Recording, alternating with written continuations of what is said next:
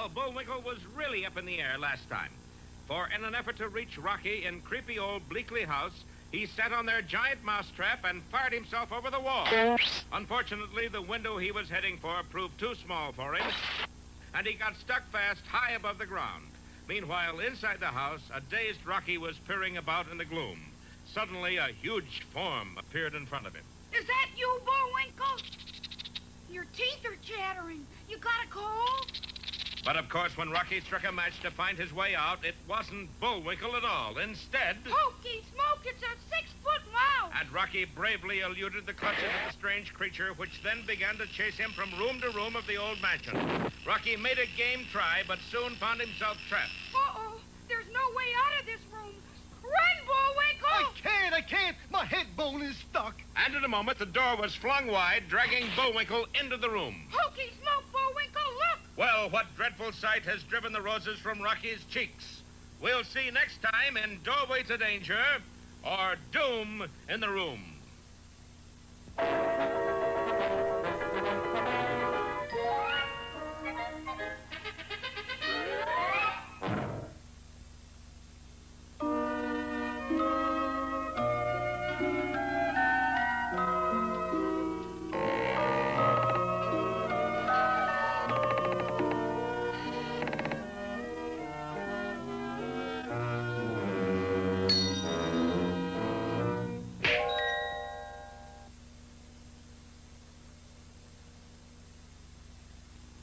Once upon a time, there was a beautiful but wicked queen. This queen would stand before her mirror for hours admiring herself. It was a very special kind of mirror. Mirror, mirror, coin machine, am I still the cutest queen? You'll need a lifetime membership in the Seven Dwarfs Health Club. 7 dwarfs? I see only 6. Isn't there a 7th one? Well, certainly there is. Meet Max. He has the most important job in our whole operation. Yeah, and boy, it's stuffy in there.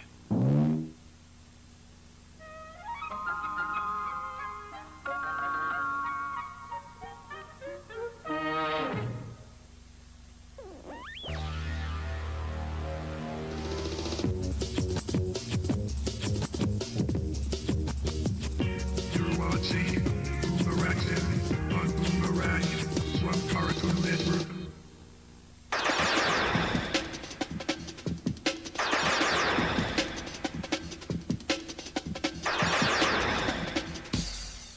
The city of Townsville is now on Boomerang. Let's go, ladies!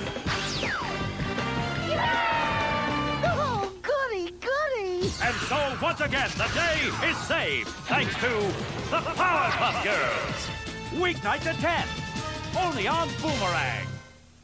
What time is it? Time for a new episode of Adventure Time! All right, I love you too. Bye. Lady Rainicorn again? Yeah, man. She's worried about introducing me to her parents at lunch today. But it might have something to do with the Rainicorn dog wars. Her parents are probably all full of dog hatred from the war times. Nah, that could never happen.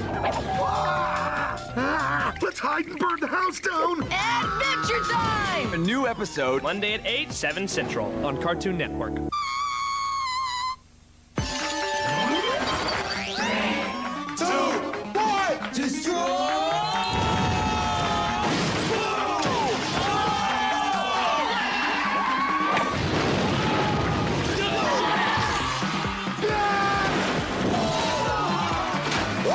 Hole in the Wall. Dude, what would happen? Destroy, Build, Destroy. Wednesday night starting at 7:30, 6:30 Central, only on Cartoon Network.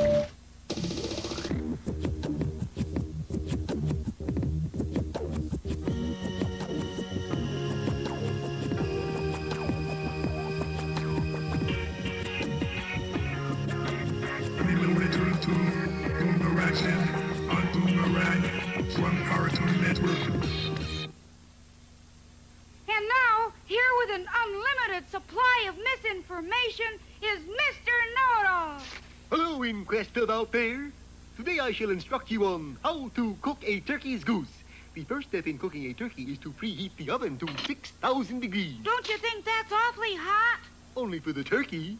Now, while the oven is preheating, we go out in search of a turkey. There are many ways of snaring a turkey, the most surefire of which is to shake some paprika on his nose. This not only stops him from taking flight, but clears up the sinuses as well. The second surefire way is to utilize the turkey in the straw trap. This consists of a deep pit covered with a straw mat. We sprinkle turkey seeds on the mat. The turkey comes after the seeds, steps on the mat, and walks off into the forest.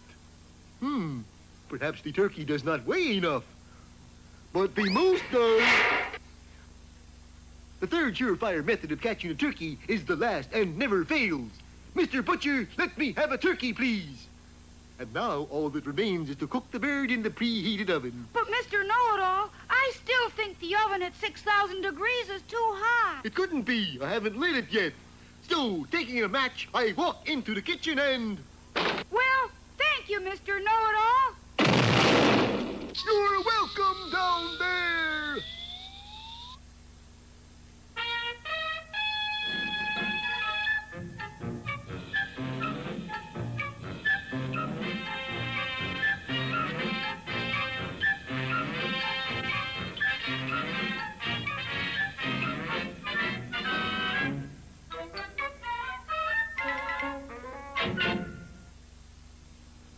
Hello out there. Peabody and Sherman here. I oiled the Wayback Machine like you told me, Mr. Peabody. And just in time, Sherman, because we have a date with one of America's greatest patriots. Ponsonby Britt? No, Sherman. Sounding Lexington, we're reverberating with that famous old hog call. Suey! Suey! Suey! Suey! Inside of a quarter of an hour, every hog in the vicinity was thundering down Lexington's main street, and among them was our hog-fat hog, carrying Paul Revere. The British are coming! The British and the hogs are coming! Golly, Mr. Peabody, what a brilliant idea. Yes, wasn't it? That battle cry was an inspiration. So far, we've signed up 420 men. Oh, I tell you, it was unbelievable. I gave that yell in exactly 60 seconds. We had a line. Would you call them 60-second men, Mr. Peabody? Of course not, Sherman. I'd call them Minute Men.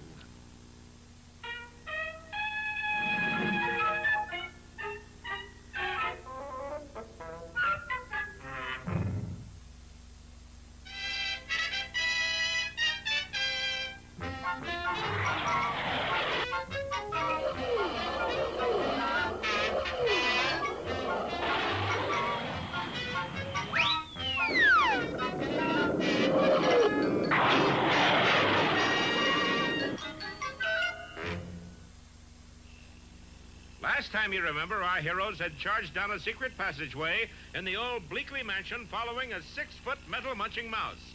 Then, coming upon a closed door, Bullwinkle had tried to put his ear to it to hear what was going on. And promptly got his head stuck. Suddenly, the door was thrown open and Bullwinkle was pulled into the room. But no. But yes. Boris Badenov, world's champion of good Nick, at your service. Well, are these two really planning to do away with all TV? What's the matter? Weren't you listening a minute ago? Including this program? This program is #1 on Kaput Parade. Oh. Well, be with us next time, if we're still on the air, to see Boris Makes His Move or The Mice Man Cometh.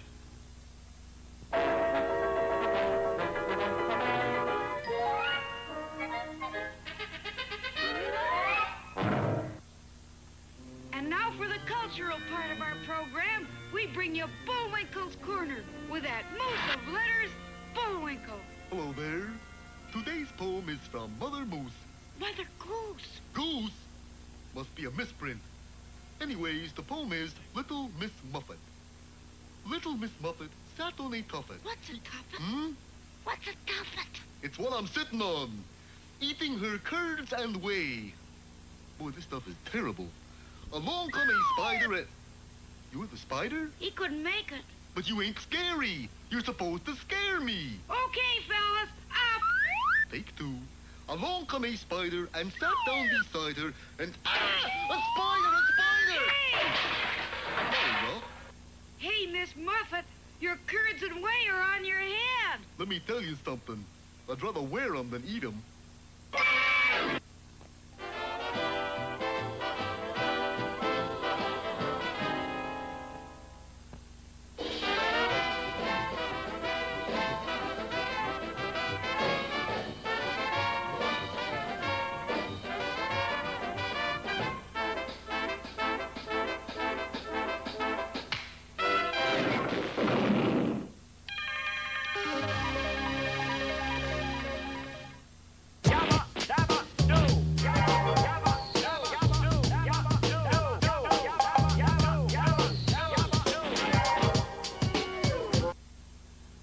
Well, last time, you remember, we learned the details of the fiendish plot of the metal-munching mice to take over the entire USA.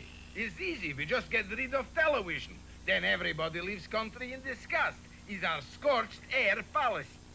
We also learned that the big cheese, leader of all the mice, is none other than that scurvy scoundrel, Boris Badenov. The biggest threat of all. And what of our heroes? Yeah, what? Captured by the mice, they have been turned over to the tender mercies of Herman the Vermin Exterminator. You gotta think of a way out of this mess, Rocky. I can't, Bullwinkle. I'm too low in my mind. Oh, say not so, Rocket. How come? Well, just look at these pictures the big cheese gave us. His plan is working. People are leaving the country in droves. Some of them in trains, too. Peering out of his tower window, Boris could hardly believe his eyes. Look, Natasha. The flies are coming back into the spider web, all by themselves. Oh, Natasha, maybe there is bad fairy after all. Well, is there? We'll find out next time in Big Cheese Boris, or I'd Rather Be Rat.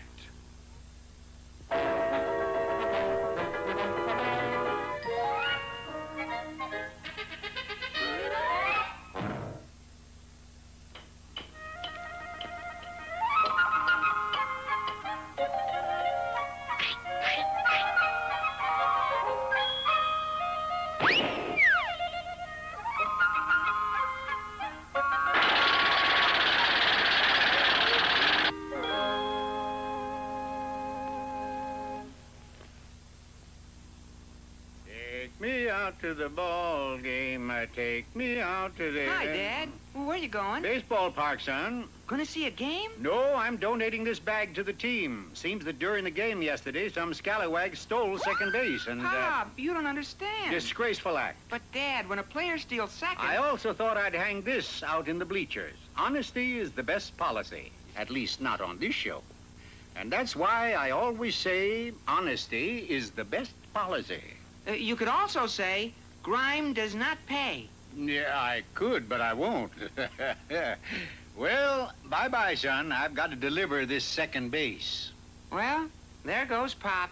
Generous as they come. Oh, my gosh. I just happened to think. Supposing there's a game today and somebody steals home.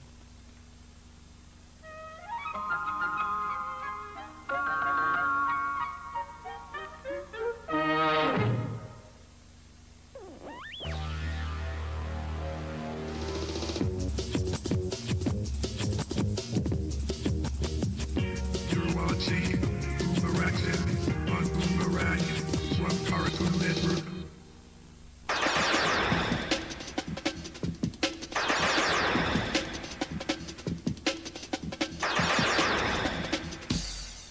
The city of Townsville is now on Boomerang. Let's go, ladies!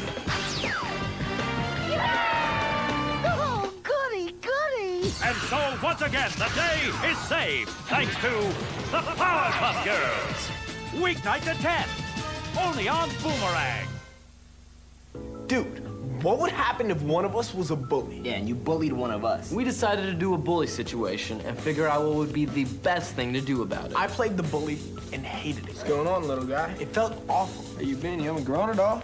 I was the one getting bullied, and that didn't feel so good either. And I was just watching it all go down. Get out of here. I had to do something, and the best thing to do is to get an adult. That's enough. That's enough. Back up, Jackson. Together, we can make a difference. Stop bullying. Speak up. Go to stopbullyingSpeakUp.com to find out more. Start your Saturday mornings off with a bang. Find the newest episodes of your favorite action hits. Starting with Pokemon DP, Sino League Victors. Sounds like a real blast. Beyblade Metal Fusion. How cool is that? Bakugan Gundalian Invaders. Let's go. Hot Wheels Battle Force 5. Yeah! And Super Hero Squad. Jackpot. Saturday mornings, starting at 6:30, 5:30 Central, only on Cartoon Network.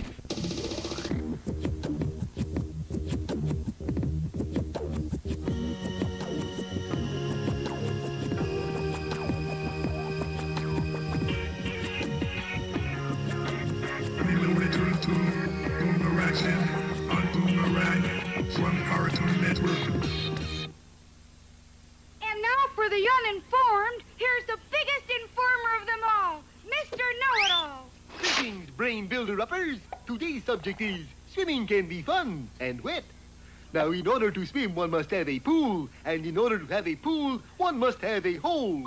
And this one here. After lining the hole with cement, fill it with H2Os, which is soft water. We are now ready for our fun. There are many ways of entering the pool, but the best way is via the diving board. Of course, it does help if you put the board over the pool. Once in the water, there are many things you can do, like swimming.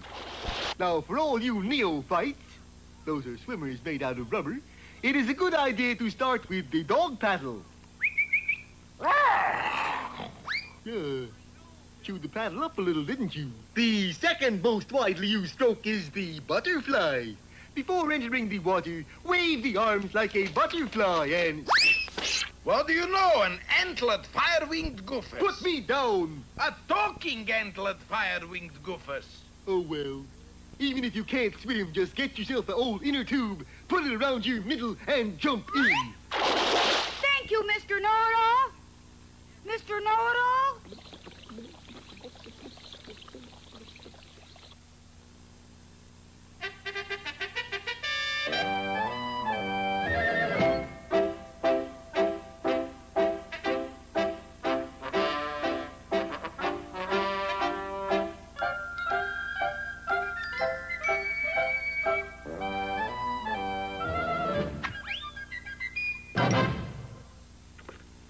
Hello out there, Peabody once again, and over by the Wayback Machine is my boy, Sherman.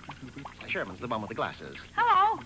What do you think of China, Sherman? It breaks awful easy, Mr. Peabody. Boat sinking, head for shore. Oh, no. Police on shore. Let the boat sink. Can you swim?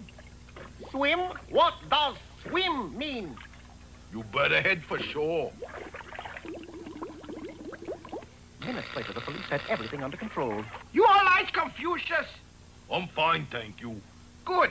Then we go to jail and you prefer charges against Genghis Khan. Well, there they go, Mr. Peabody. But did I hear right? Did he say that the kidnapper was Genghis Khan? Yes, Sherman, but I'm sure that by the time he's released, his name will be changed. To what, Mr. Peabody? To Genghis X-Khan. Let's go have some egg foo young, Sherman.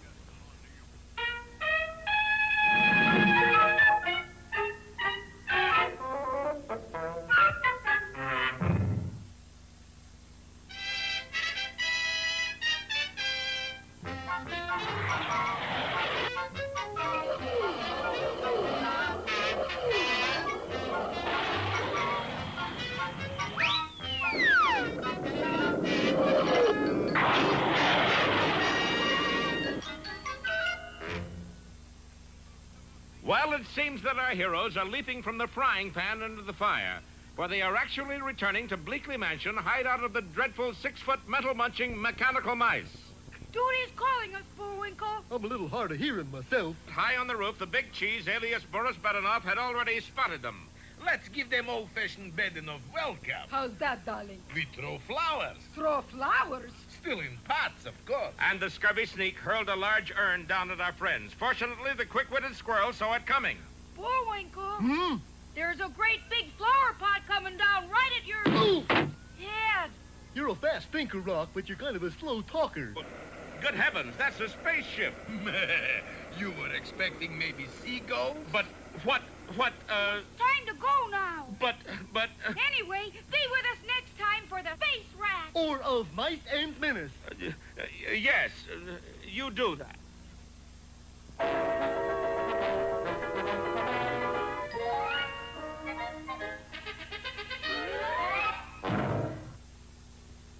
And now for the poetic part of our show, we present Bullwinkle's Corner. Greetings, culture crowd. Today's poem is an old Greek classic called The Horn. I translate. Little boy blue, come blow your horn. The sheep... Hold it. What? I forgot my music. Okay, let's go. That's kind of a big horn, ain't it? It's a big part. Oh. Little boy blue, come blow your horn. The sheep's in the meadow. The cow's in the corn. Boy Boy, that's hard work. Oh, where is the boy who looks after the sheep? Don't ask me. I'm a musician myself. He's under a haystack fast asleep is where, doggone it. Why'd you call this poem The Horn anyway? 'Cause obviously that's what the little boy blew.